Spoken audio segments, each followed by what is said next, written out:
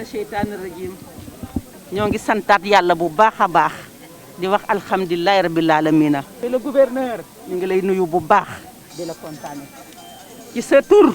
ñuy nuyu les femmes leaders les femmes responsables de la région muy le gouverneur damay tëje nag macha allah ci projet bi muy élan de solidarité des femmes de la région de Diourbel ci loolu nag yàlla indil ñu quand même la relève intergénérationnelle bi nga xamee ni moom lañ doon rêvé muy suñu sœur suñu doom madame Guèye alhamdulilahi rabbil alamina elle a abattu un travail considérable mais pas avec nag une équipe macha allah liggéey bi daf ko ànd ak équipe bi macha allah ñun société civile la ñu toogee tabarkalla ak personne ressource xeebuñu ba mu dooree ba tey mi ngi ànd ak ñun dañu laaj xalaat ñun nag alhamdulilahi rabbil alamina ñu gis aussi masculinité positive bi projet bi tabarkalla dama ni sensibilité confondue yëpp ñoo ci nekk kon nag monsieur le gouverneur ñu ngi lay ñaan nga gën ñoo jàppale comme ça jigéen ñi ci Diourbel ñu essayer relever le défi c'est quoi mooy maanaam Covid bi tabarkalla macha allah dugg nañ ceeg jàmm ak salaam bu jeexee tabarkalla lépp li nga xam ne jigéen ñi dañ ko doon rêvé ci Diourbel yàlla jàppale ñu ci. monsieur le gouverneur dañu lay seere ni jigéen ñi Diourbel am région Diourbel am nañ mbégte tey jigéen région Diourbel kontaan nañu te dañu am loo xam ne dafa manqué woon muy le grand rassemblement muy dajaloo gi jigéen ñëpp boo dajaloo waaye également boole seen ay xol waaye également boole seen ay doole loolu gouverneur monsieur le gouverneur nekkul lu yomb te grâce à madame Guèye Fatou Diané madame Guèye Fatou Diané da nga def dans la région loo xam ni lu am solo la loo xam ni wax dëgg yàlla ñun ñëpp dañu koy rafetlu waaye képp koo xam ne jigéen nga ngay actrice de développement ngay parti politique ngay ku mën a doon yëg na boppam gis na boppam ci activité bi nga xam ne moom nga piloté kon dañuy lay yóbbante madame le ministre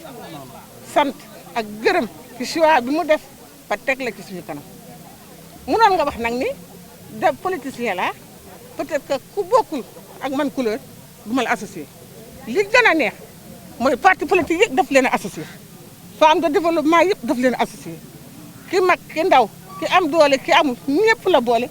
dugal ci biir panel bi dugal ci biir groupe bi impliqué leen kenn ku ne yëg ci sa bopp kon nag jigéen région Diourbel lii c'est une première ñun daal nañu fas yéene téye suñuy loxo di xàcceendoo di dóorandoo parce que xol yëpp benn la te xol yi ànd na te vraiment grâce à madame Fatou Diané yow yaa boole xol yi yaa boole jigéen ñi région Diourbel panel bi amul xuloo amul werante amul ŋaayo amul nuyoo ñëpp dañoo ànd à l'unanimité lu jafe mention spéciale. kon monsieur le gouverneur le représentant de l'exécutif le représentant du président Macky Sall c'est normal bu ñëwee liggéey lu toll nii ci dëkk bi ñu ñëw jébbalu ko nag ndax liggéey bi président Macky Sall la ko santaane moo njëkk a woote ci solidarité ba Covid bu commencé rek dafa woote ci solidarité autour de la lutte contre le Covid ndax xëy na moom xam na lan mooy problème mu pandémie xam na lan mooy épidémie ci dëkk ba tax ba ñu commencé rek monsieur le président moo njëkk ni solidarité autour du Covid nañ ñëpp àndandoo pour ñu daan corona bi ba mu ko waxee nag ndokk ki nga xamante ni mooy Ndeye Saly Diop Dieng di suñu ministre ndokk ba mu comprendre signal boobu président wax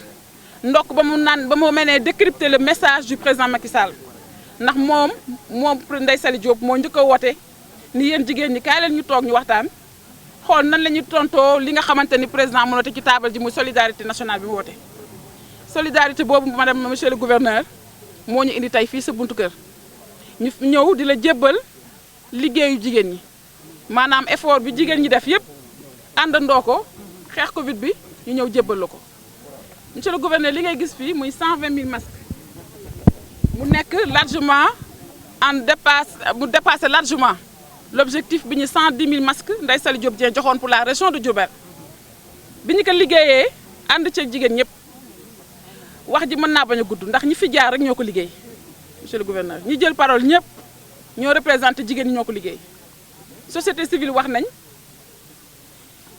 parti d'opposition wax na parti au pouvoir wax na ñëpp a ngi ci biir bàyyiwuñ benn sensibilité toute obédience confondue ñoo ànd sur toute la région de Diourbel joxante loxo liggéey pour ñëw jébbale liggéey bi tey donc félicitation bu amee cant ak ngërëm bu amee jigéen région bi ñoo ko moom. man nag pour sama wàll dama joué rôle coordonnatrice de la région ku xam dëgg-dëgg lan mooy rôle am xam ni liggéeyoo da ngaa coordonné rek kon gàcce ngaalaama yéen ñi ko doon liggéey nekk ci terrain bi man coordonné laa ci am pour ñëw jébbal ko donc bu sant amee ak ngërëm ñoom ñoo ko yelloo ñoom jigéen ñi. liggéey bi nag lu tax mu yomb ci ñun mooy organisation parce que loo gis méthode la ay organisation madame Ndeye Saly da ko comprendre ba tax mu woo ma ni ma yow laa teg pour nga coordonner la région de Diourbel bi ma ko waxee mooy demal Diourbel yow tamit nga def la même forme d'organisation bi ma ñëwee damaa woo jigéen ñi ni leen sant nañ ma liggéey boo xamante ne bañ may tànn tàgguwuñ ma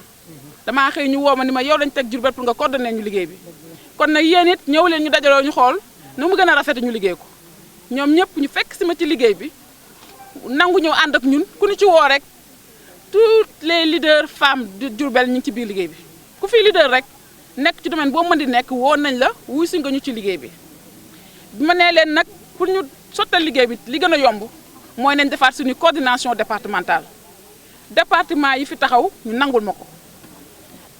kon liggéey bi monsieur le gouverneur du liggéey Fatou Diané mais liggéey les femmes du Bawol la waa Diourbel waa Bambey waa Mbacké ànd ci kenn desul Diourbel duma wax seen wax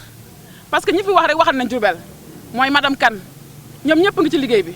wax nañ comment on s'est mobilisé autour de cette collecte dama ni gouverneur li ngay gis nii dërëm ak ñaar dërëmu jigéen ñi ñoo ko fi indi ku mën a joxe junni joxe nga junni ku mën a joxe ñaari junni joxe nga ñaari junni ñi mën a joxe fukki junni joxe nañ fukki junni kenn desul ku ma ci woo rek da ngaa xëy wuti sa dërëm ñi mën a dog ñëw ñi mën a Orange Money monsieur le gouverneur bi ñu paree compte Orange Money ba pour la région de Diourbel confondu laay wax am nañ fa 9 800 000 francs ba ñu paree ci cadre masque yi ñu collecté en dehors de xaalis bi ndax am na ñoo xam contribution xaalis lañ joxe am nañ 68 000 masques dans la région de Diourbel Bambey indi na la mu am Mbacké indi na la mu am jaru tudd parce que man je représente j'incarne la région de Diourbel monsieur le gouverneur région de Diourbel ñoo indi fay pour jox la contribution des femmes du Bawol dans la lutte contre le Covid ni ko président demandé une solidarité des femmes autour de cette pandémie. Les femmes de la région de Diourbel dans le cadre de la lutte une femme un masque ont démontré à suffisance la mobilisation communautaire à travers une opération un femme un masque conduite par madame le ministre Ndeye Saly Diop Dieng mais au niveau régional coordonné par madame Gueye, n'est-ce pas, ici présente à mes côtés, avec tous ses collègues coordonnatrices des unités des cellules départementales. J'ose espérer qu'avec cette mobilisation communautaire, nous prendrons le dessus sur le Covid. Nous sommes la deuxième région la plus touchée et la plus impactée par le Covid-19. Alors que nous avons besoin, au contraire, d'adjuvants économiques qui nous permettent de décoller, de participer à l'émergence du Sénégal dans son ensemble. Mais c'est une entrave à notre économie, c'est une entrave à nos progrès, c'est une entrave en tout cas aux activités économiques qui caractérisent la région, surtout les activités commerciales. Nous sommes une région à vocation agricole, mais aussi à vocation commerciale. Donc nous avons intérêt, plus que comme partout ailleurs, que le Covid-19 soit débarrassé de cette épidémie ici dans la région. En tout cas, je puis dire que Mme Gueye, avec ses collègues, ses sympathisants, ont largement dépassé, atteint les objectifs qui leur étaient assignés. C'est tout à son honneur, c'est tout à l'honneur des femmes qui ont démontré leur capacité de mobilisation. Ces masques, ces matériels seront répartis à travers toute la région. Et les femmes, aujourd'hui, constituent le fer de lance de la lutte contre le Covid-19. Elles ont des activités transversales. Elles sont partout présentes dans tous ces secteurs économiques. Je crois que c'est leur mobilisation populaire qui restait, qu'on attendait. À travers cette opération, on sent la mobilisation populaire. On sent l'appropriation de ce combat-là. Donc, c'est les raisons fondamentales qui me permettent d'espérer que très bientôt, le Covid-19, n'est-ce pas, sera débarrassé, n'est-ce pas, de cette région-là et que nous allons reprendre nos activités le plus clair du monde et fonctionner, marcher et participer à l'émergence du Sénégal. Merci beaucoup.